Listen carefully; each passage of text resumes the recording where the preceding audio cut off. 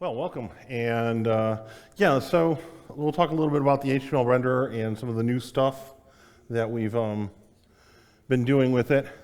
So how many people know what the HTML renderer is at this point?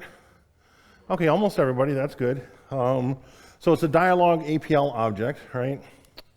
And so you can create it with quad WC, or if you're an object, if you like the object model in Dyalog, you can use quad new. And either one of those statements will produce something that looks like that. But under the covers, it's an interface to the Chromium embedded framework. And the Chromium embedded framework is basically the Chromium web browser and in a framework that goes around that surrounds that. And the Chromium web browser is the core web engine or browser engine in Google Chrome. But CEF and Google Chrome are not the same. That's about the only commonality is that they use the same browser in their core. But if you look at the list of companies and technologies that are using CEF, it's an impressive list. And actually, this is just a small sampling of the companies that are using CEF. So it renders HTML5, CSS, and JavaScript. And 2 years ago, I showed this demo when we first released HTML renderer. And this consists of about 15 lines each of APL, CSS, and JavaScript. The APL generates the HTML that runs it. But if you look, we've got three-dimensional transparency, perspective, and quad WC is an amazing creation, and the WinForm stuff is been useful for decades. But to try and do the equivalent of this using WinForms would take a little more effort than 15 lines of CSS, JavaScript, and APL.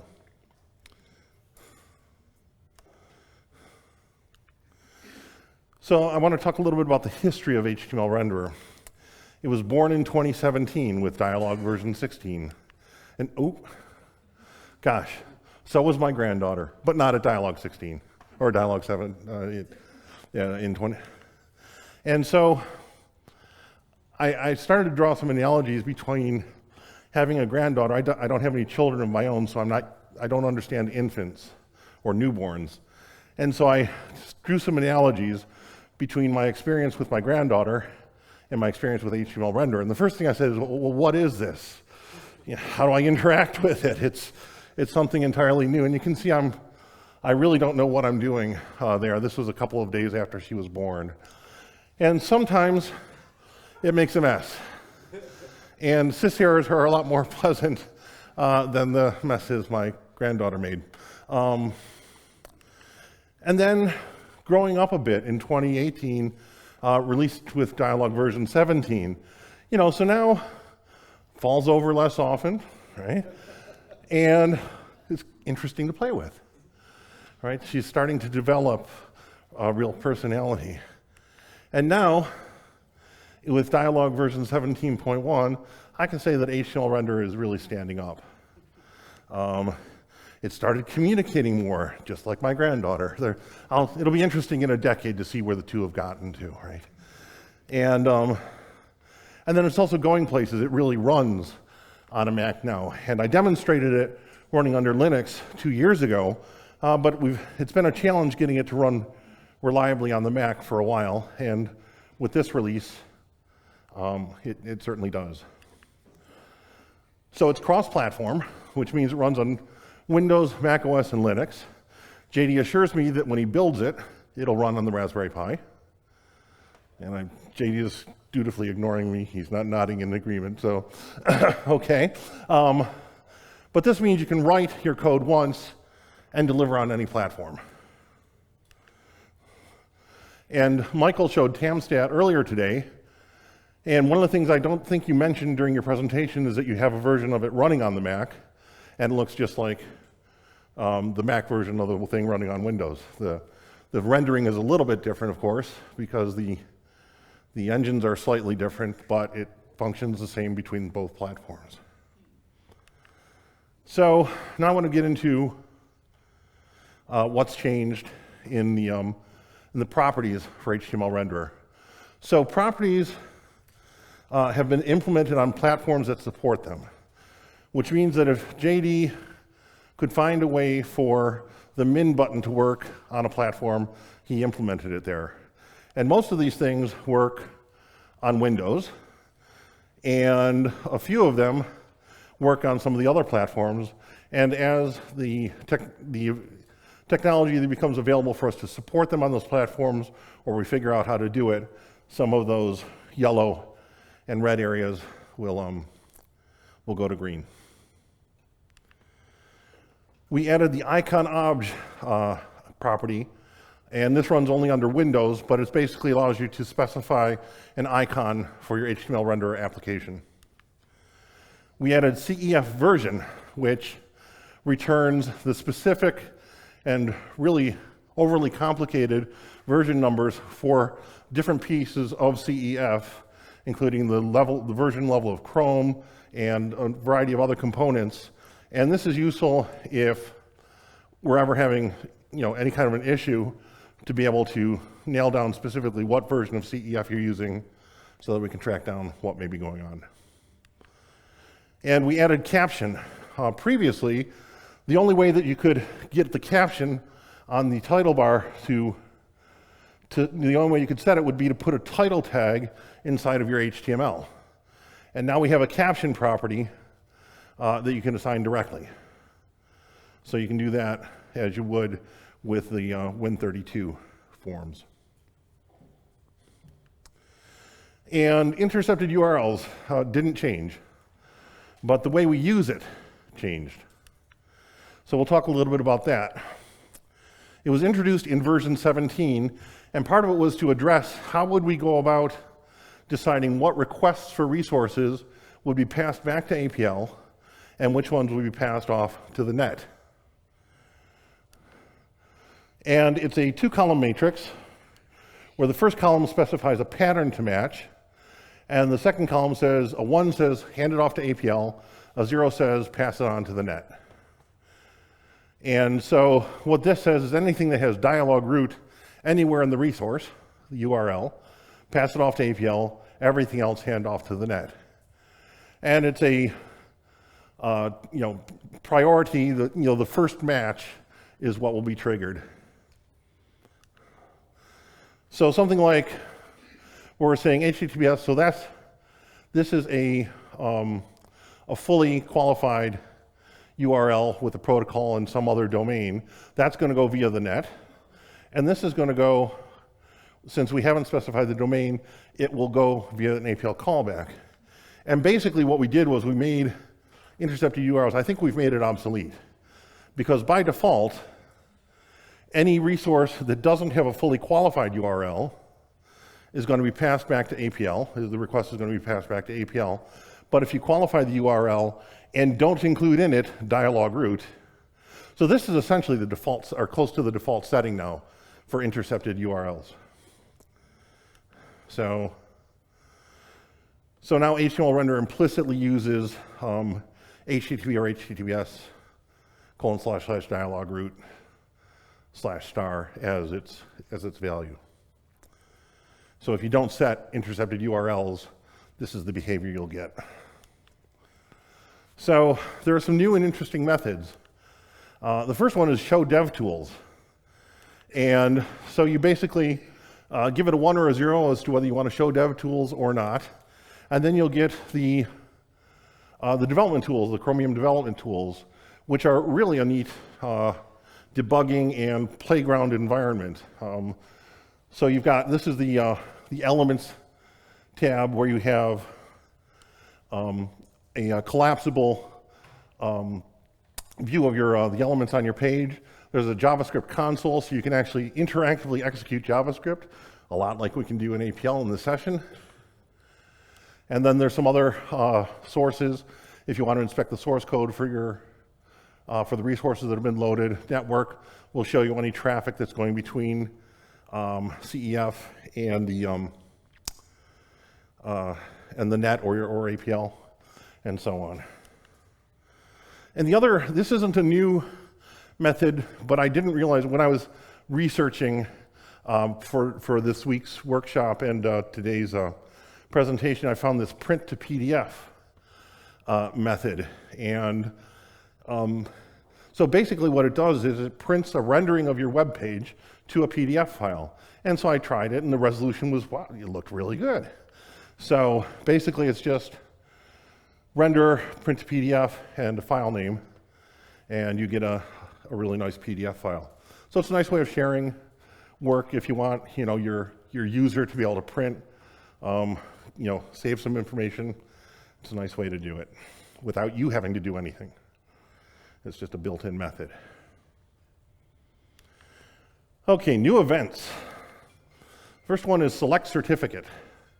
And this, when CEF makes a request for a resource that requires a certificate, a dialog box will pop up and that allows you to select which certificate to use. So if you're connecting to, trying to get some content from a secured server, or you're trying to connect a WebSocket to a secured server, this will allow you to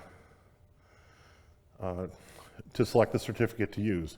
And you can do that all under program control. So another new method is do pop-up. And so when a client requests a resource be loaded into a new window, a do pop-up event is triggered. And so here's a little bit of demo code, but basically I'm building a link here that references dyalog.com, and the target is blank, and that says bring this up in a new window. And so when you click on the link, a do pop-up event will be signaled, and in this case we take the URL that was passed as a part of the callback arguments, and we set that as the URL in the new HTML renderer that we create. And so that would typically be the way that we would handle popping up a new window. But this also means now you've got one more HTML renderer instance out there that you need to keep track of and manage. The really exciting thing for me with version 17.1 is Websockets. So what's a WebSocket? How many people know what a WebSocket is? Okay, fewer people than know what HTML renderer is, but I'd expect that. So it's a bidirectional asynchronous communications channel between the client and server. And in standard HTTP, all requests are initiated from the client. So when you open a browser, right, a request is made to the server, for the URL that you've entered into the browser. But once the server sent its response, it's not going to do anything. It's not going to interact with you until it receives another request in standard HTTP. So, however, the client can request to upgrade their HTTP connection to a WebSocket connection.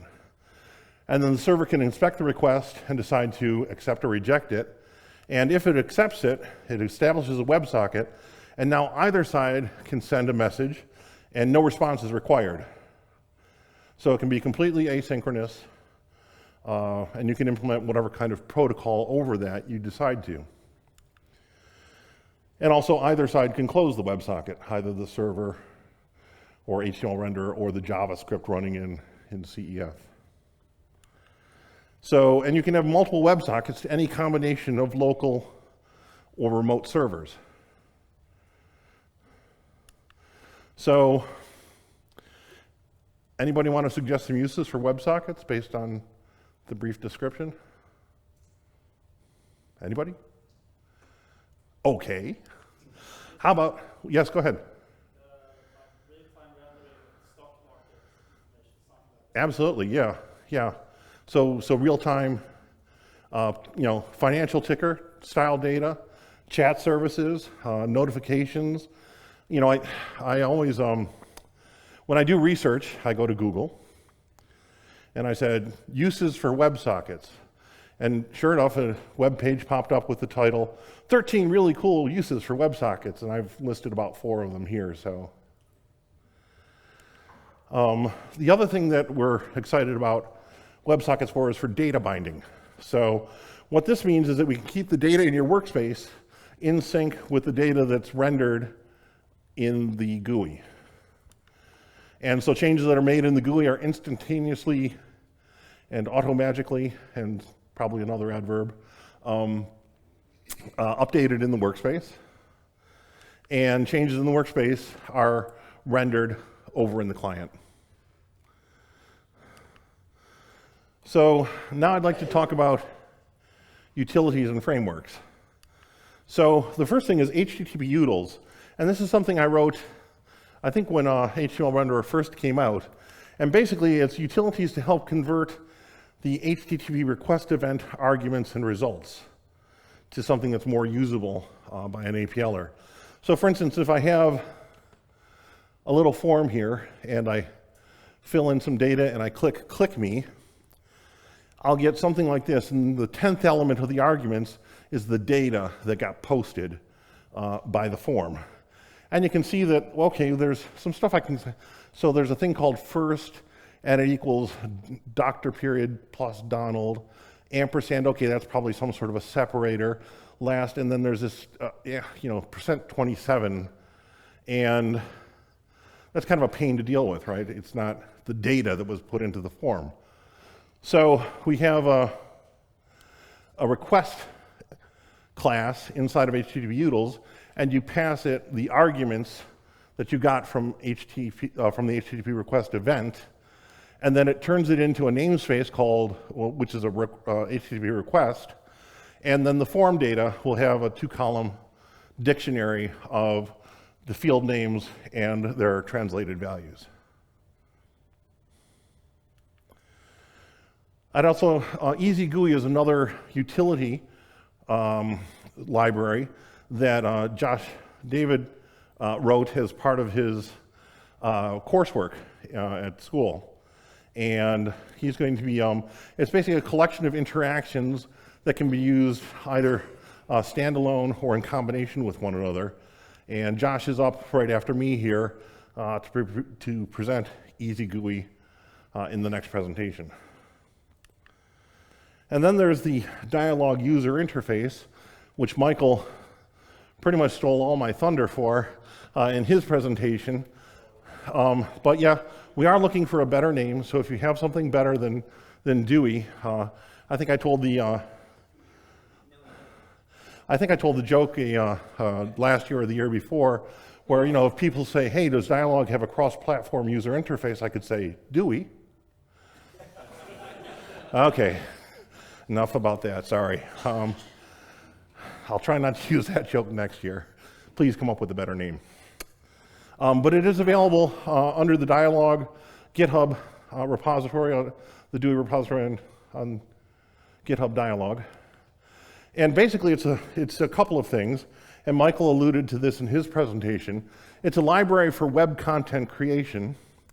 And here was a fatal flaw in, I'd been calling this WC2 for web content creation. And I think I created a misimpression in people's mind that it was sort of a syntactical successor to Quad WC, and that's not really the case. It's specific to building web content, and bad for me for choosing a bad name. So, but it's also a server component. So you've got the content creation component and a server component. And the server can be my server for running over the net. And so we've been running my server in various flavors since 2012. 2011, actually. We presented it in Boston. And it's been running TryAPL since early 2012. But the other component now that we're excited about is the HR server, which is a server based on HTMLRenderer and for running as a desktop app. And the neat thing is you don't change any code, right? It renders the same whether you're running on over the net or locally on your desktop. So a little more about Dewey. So we also introduced with Dewey a page class, because not everybody is going to want to create a folder structure that represents a my site, which is a my server website. And so we have a page class which is basically a self-contained My Page using an internal HTML renderer. So you can create a new instance of this page and then use all of the web content creation utilities to populate it, and then say page.run, and it runs right there. As a matter of fact, the 3D Cube demo that I ran earlier uses the page class. And then you can also run a My Site. So if you say Dewey.run and just give it the path to the My Site, it runs locally using HTMLRenderer, HR server, and if you give it a port number, it'll run on the net using My Server. So things that are in the pipeline. Well, we've got a couple of tweaks yet to make to the HTML renderer itself. One is I think we wanted to extend the default route from just supporting the HTTP protocols to allow other protocols, specifically the WebSocket protocols, but possibly things like FTP and some of the others that may make sense. Then we also want to support references to file, : // which basically means a file on your local file system. And this would allow you to read files directly to CEF rather than passing the request to APL, which would then read the file into the workspace, mangle it a little bit, put it back in the result, and then send it back to CEF. So it should be a lot more efficient to do that. And then with Dewey, we want to add do pop-up support. Right now, if there's a page in a My Site that asks for a new page to be rendered, it won't do anything because we're not reacting to the do pop-up event. And one of the things I'm going to need to do is to figure out how to manage multiple HTML renderers inside of that, but I've got a pretty good idea on how to go about doing that. Then data binding is going to be the big thing, and we're hoping to deliver that coincident with version 18. So, and this will be data binding both from an HTML renderer standpoint for the HR server and from my server. So the model is the same. Again, the same code runs. It's, you know, we deal with the differences in the framework. Bjorn put in WebSocket support in Conga a few years ago, and so I can use that from Conga to do the data binding, and then the new WebSocket framework in HTML renderer to do it locally. And then, as always, there's a lot of documentation, tutorials, and support materials that we need to produce. And Aaron's been on my case for a couple of years now to do that, and I haven't been ignoring you, but I just haven't been acting on it. So, but hopefully we'll have a chance to get to that. So, any questions? Here, I can unmute you, JD. Oh, yeah. Am I on? You are. Okay, yeah, so as always, any questions, please, the microphone at the front. All very well explained, then, okay. Thank you. Thank you.